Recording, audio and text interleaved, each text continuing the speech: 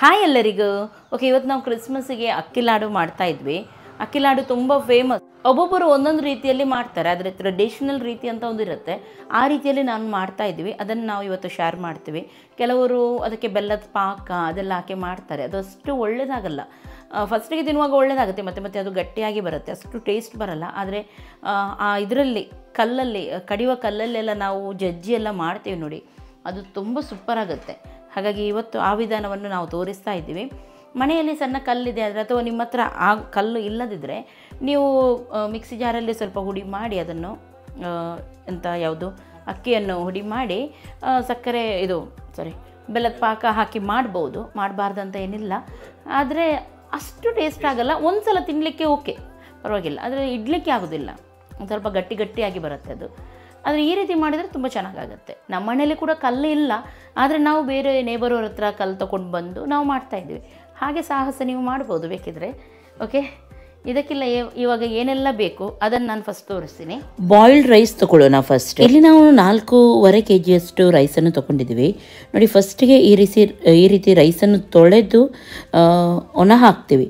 ಆಮೇಲೆ ತಂದು ಅದನ್ನು ಸ್ವಲ್ಪ ಸ್ವಲ್ಪನೇ ಹಾಕಿ ಚೆನ್ನಾಗಿ ಫ್ರೈ ಮಾಡಬೇಕು.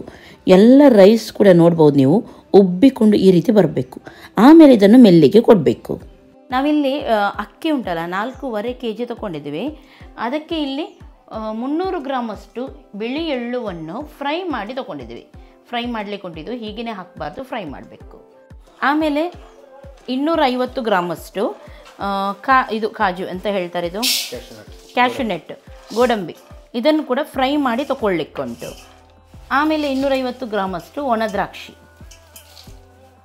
ಬೆಲ್ಲ ಇಲ್ಲಿ 3 kg ತೊಗೊಂಡಿದ್ವಿ. ಬೆಲ್ಲ ಸ್ವಲ್ಪ ಜಾಸ್ತಿ ಹಾಕಿದಷ್ಟು ಅಂಟು ಕೂಡ ಚೆನ್ನಾಗಿ ಬರುತ್ತೆ, ಹಾಗೂ ಮತ್ತೆ ಡ್ರೈ ಕೂಡ ಆಗೋದಿಲ್ಲ, ಟೇಸ್ಟ್ ಕೂಡ ಚೆನ್ನಾಗಿರುತ್ತೆ. 3 kg ಬೆಲ್ಲ ತೊಗೊಂಡಿದ್ವಿ. ಈ ರೀತಿ ಬೆಲ್ಲ ಇರಬೇಕು ನೋಡಿ, ಈ ಕ್ಯೂಬ್ಸ್ ರೀತಿ ಬರುತ್ತೆ ನೋಡಿ. ಈ ಬೆಲ್ಲ ಸ್ವಲ್ಪ ಅಂಟಿರುತ್ತೆ, ಇದು ಚೆನ್ನಾಗಿ ಬರುತ್ತೆ. ಆಮೇಲೆ ಏಲಕ್ಕಿ ಹುಡಿ, ಇದು ನಾವು ಮನೆಯಲ್ಲೇ ಮಾಡಿದ ಏಲಕ್ಕಿ ಹುಡಿ. ಇದು ಅಮ್ಮ ಏಲಕ್ಕಿ ಹೇಳೋದು, ಹಾಗೆ ನನಗೆ ಕೂಡ ಏಲಕ್ಕಿ ಬಂತಿದೆ. ಇಲ್ಲಿ ನಾವು 5 ತೆಂಗಿನಕಾಯಿ ತೊಗೊಂಡಿದ್ದೀವಿ. ತೆಂಗಿನಕಾಯಿಯನ್ನು ಕಟ್ ಮಾಡಿ ಫುಲ್ಲು ಬಿಸಿಲಿಗೆ ಇಟ್ಟಿದ್ವಿ ಒಂದು, ಯಾಕೆಂದರೆ ಇದರ ನೀರು ಡ್ರೈ ಆಗಬೇಕು. ನೀರು ಡ್ರೈ ಆದರೆ ಮಾತ್ರ ಲಾಡು ತುಂಬ ಲಾಂಗ್ ಟೈಮ್ ತನಕ ಬರುತ್ತೆ, ಇಲ್ಲದ್ರೆ ಬೇಗ ಹಾಳಾಗುತ್ತೆ. ಹಾಗಾಗಿ ತೆಂಗಿನಕಾಯನ್ನು ಕಟ್ ಮಾಡಿ ಒಂದು ಫುಲ್ ಒಳ್ಳೆ ಬಿಸಿಲಿದೆ ಆದರೆ ಒಂದು ಬಿಸಿಲು ಸಾಕು ಇದಕ್ಕೆ. ಓಕೆ, ಇದು ನೋಡಿ ಗಿರಣಿಗೆ ಹೋಗಿ ಬಂದಂಥ, ಈಗ ಹುಡಿಯಾಗಿ ಬಂದಂಥ ಅಕ್ಕಿ ಹುಡಿ. ಬಾಯ್ಲ್ಡ್ ರೈಸ್ ಇದ್ದು ನಾವು ಮಾಡೋದು ಅದೇ ಚೆನ್ನಾಗಾಗೋದು. ಕೆಲವರು ವೈಟ್ ರೈಸಿದ್ದು ಮಾಡ್ತಾರೆ, ಅದು ಅಷ್ಟು ಇದಿಲ್ಲ. ಅಂದರೆ ಟ್ರೆಡಿಷ್ನಲ್ ರೀತಿಯಲ್ಲಿ ಅಂದರೆ ಬಾಯ್ಲ್ಡ್ ರೈಸ್ ಕುಚ್ಚಲಕ್ಕಿದ್ದೇ ಮಾಡ್ತಾರೆ. ಹಾಗಾಗಿ ನಾವು ಅದರದ್ದೇ ಮಾಡ್ತಾ ಇದ್ದೀವಿ. ಚೆನ್ನಾಗಿ ಹುಡಿಯಾಗಬೇಕು ನೋಡಿ ಹೀಗೆ. ಓಕೆ, ಇವಾಗ ಇದು ಫ್ರೈ ಆಗಿದೆ ನೋಡ್ಬೋದು ನೀವು.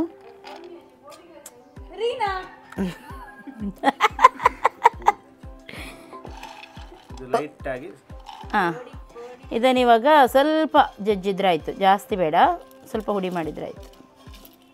ಎಲ್ಲ ಹಾಕಬೇಕಾ? ಸ್ವಲ್ಪ ಈ ರೀತಿ ಸಬ್ಬಲ್ಬೇಕು ಲಡ್ಡು ಮಾಡಲಿಕ್ಕೆ, ಹಾಗೂ ಈ ರೀತಿ ಗಟ್ನೋ ಬೇಕು. ಗಟ್ನೋ ಅಲ್ಲ, ಇದು ಎಂಥ ವಾನ್, ಹಾಂ, ಅರಿಯುವ ಕಲ್ಲು ಅಂತೆ. ಹಾಂ, ಸಾಕು, ತುಂಬ ಇದು ಮಾಡಿಬಿಡಿ.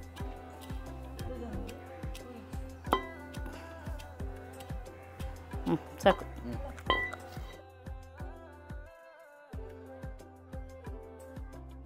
ಓಕೆ, ಇವಾಗ 2 ಪೋರ್ಷನಲ್ಲಿ ನಾವು ಮಾಡ್ತಾಯಿದ್ವಿ. ಅಂದರೆ ಒಮ್ಮೆಲೆ ಆಗೋದಿಲ್ಲ ಎಲ್ಲ ಮಾಡಲಿಕ್ಕೆ, ಹಾಗೆ 2 ಭಾಗ ಮಾಡಿ ಕರೆಕ್ಟಾಗಿ ಹಾಫ್.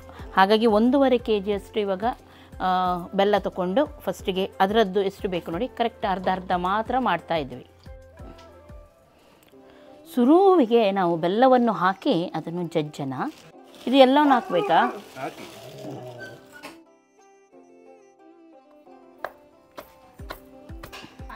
ದಬಕ್ ದಬ ಐಸ, ದಬಕ್ ದಬ ಐಸ.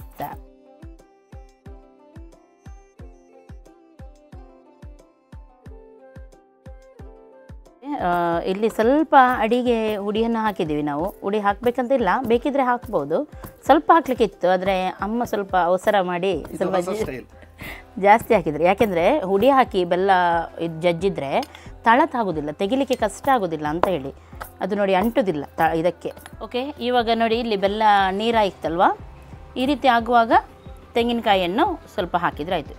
ಇದು ಕೂಡ ಹಾಗೆ 2 ಭಾಗ ಮಾಡಿದ್ದೀನಿ. 1 ಭಾಗದಷ್ಟು ಇವಾಗ ಇದಕ್ಕೆ ಹಾಕ್ತಾಯಿದ್ದೀನಿ. ಹಾಕಿ ಇವಾಗ ಮಿಕ್ಸ್ ಮಾಡೋದು ಹೀಗೆ ಜಜ್ಜಿ ನೋಡಿ ಈ ರೀತಿ ಸರಿ ಮಿಕ್ಸ್ ಆಗಬೇಕು. ನೀರಾಗಬೇಕು. ತೆಂಗಿನಕಾಯಿ ಬೆಲ್ಲ ಎಲ್ಲ ಸರಿ ಮಿಕ್ಸ್ ಆಗುವಾಗ ಸ್ವಲ್ಪ ನೀರಿನ ಅಂಶ ಬಿಡುತ್ತೆ. ಆಮೇಲೆ ಸ್ವಲ್ಪನೇ ಹುಡಿ ಹಾಕೋದು.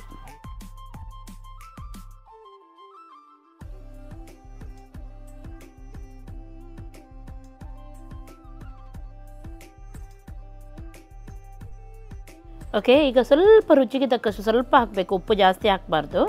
ಹಾಂ, ಹಾಕಿಮ್ಮ. ಸ್ವಲ್ಪ ಹಾಕಿದರೆ ಸಾಕು. ಬೆಲ್ಲದಲ್ಲಿ ಕೂಡ ಉಪ್ಪಿನಂಶ ಇರುತ್ತೆ. ಸ್ವಲ್ಪ ನೋಡಿದ್ರಲ್ಲ, ಸ್ವಲ್ಪ ಹಾಕಲಿಕ್ಕೆ.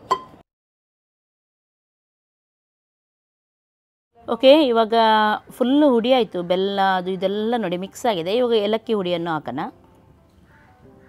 2 ಚಮಚದಷ್ಟು ಏಲಕ್ಕಿ ಹುಡಿ.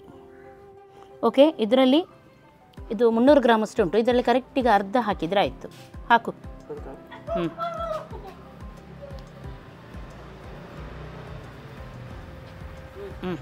ಸಾಕು.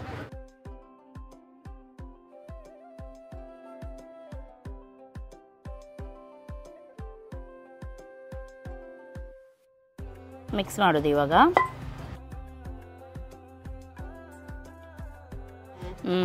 ಚೆನ್ನಾಗಿ ಪರಿಮಳ ಬರ್ತಾ ಉಂಟು. ಇವಾಗ ಇದು ಮಿಕ್ಸ್ ಆದಮೇಲೆ ನೋಡಿ ಸ್ವಲ್ಪನೇ ಹುಡಿಯನ್ನು ಹಾಕಿ ಸ್ವಲ್ಪನೇ ಹುಡಿಯನ್ನು ಹಾಕಿ ಮಿಕ್ಸ್ ಮಾಡಲಿಕ್ಕೆ.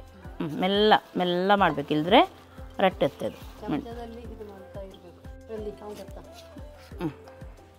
ಇನ್ನೊಂದು ಕಡೆ ಚಮಚದಲ್ಲಿ ಮಿಕ್ಸ್ ಮಾಡಿ ಕೊಡಬೇಕು ನೋಡಿ ಹೀಗೆ. ಹಾಗೊಬ್ಬರು ಜಜ್ಜಬೇಕು. ಹೀಗೆ ಮೆಲ್ಲ ಮಾಡು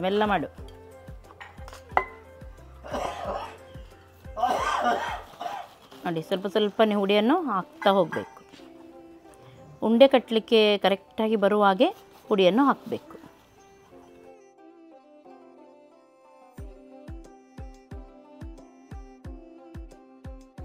ಓಕೆ, ಇದು ನೋಡಿ ಇವಾಗ ಕರೆಕ್ಟ್ ಆಯಿತು. ಲಡ್ಡು ನೋಡಿ ಈ ರೀತಿ ಬರಬೇಕು ನೋಡಿ. ಹೀಗೆ ಹುಡಿ ಮಾಡಿ ನೋಡಿ ಅಂಟು ಬರಬೇಕು ನೋಡಿ ಲಡ್ಡು ಕಟ್ಟಲಿಕ್ಕೆ. ಪರ್ಫೆಕ್ಟ್ ಆಗಿದೆ ಇವಾಗ ನೋಡಿ ಈ ರೀತಿ ಬರಬೇಕು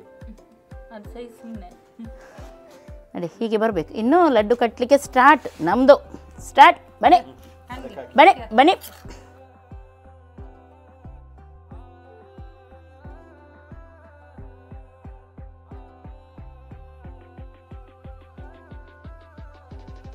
ಓ, ಘಮ ಪರಿಮಳ, ಒಳ್ಳೆ ಪರಿಮಳ ಬರ್ತಾ ಉಂಟು ಲಡ್ಡುದು. ಇವಾಗ ಕಟ್ಟಲಿಕ್ಕೆ ಸ್ಟಾರ್ಟ್ ಮಾಡೋದು. ಕಟ್ಟುವಾಗ ಸ್ವಲ್ಪನೇ ಇದು ಕ್ಯಾಶ್ಯೂ ನಟ್ ಉಂಟಲ್ಲ, ಅದನ್ನು ಹಾಕಿ ಮಿಕ್ಸ್ ಮಾಡ್ತಾ ಕಟ್ಟೋದು ನೋಡಿ. ಹಾಗೂ ಸ್ವಲ್ಪ ಒಣ ದ್ರಾಕ್ಷಿ.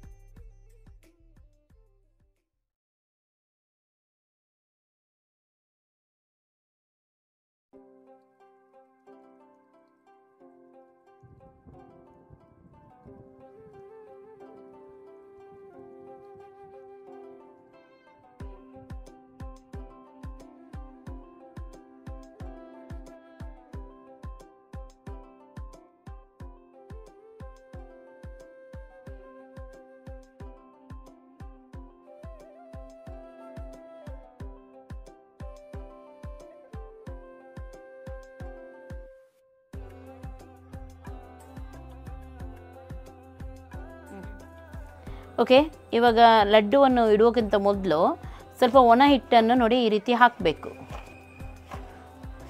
ಯಾಕೆಂದರೆ ಇದು ಲಡ್ಡು ಅದರಲ್ಲಿ ಅಂದರೆ ರೋಲ್ ಮಾಡಿ ನಾವು ಇಡಬೇಕು.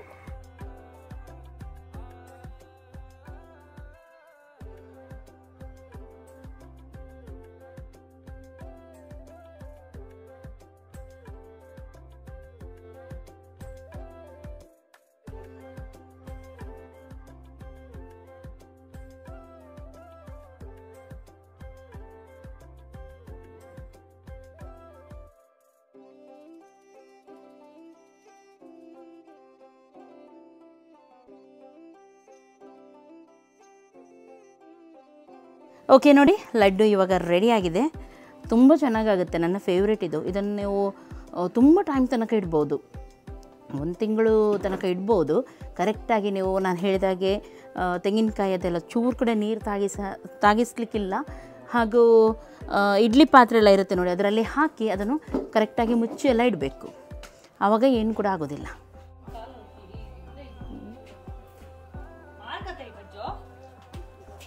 ಸಾಫ್ಟ್ ಇದೆ, ತುಂಬ ಚೆನ್ನಾಗಿದೆ. ಓಕೆ, ಇವತ್ತಿನ ಈ ರೆಸಿಪಿ ನಿಮಗೆ ಇಷ್ಟ ಆಗಿರ್ಬೋದು ಅಂತ ಎನಿಸ್ತೀನಿ. ಇಷ್ಟ ಆಯ್ತು ಅಂದರೆ ಒಂದು ಲೈಕ್ ಮಾಡಿ, ನಿಮ್ಮ ಫ್ರೆಂಡ್ಸ್ ಜೊತೆ ಎಲ್ಲರ ಜೊತೆ ಶೇರ್ ಮಾಡಿ. ಎಲ್ಲರಿಗೂ ಟೇಕ್ ಕೇರ್, ಬಾಯ್ ಬಾಯ್.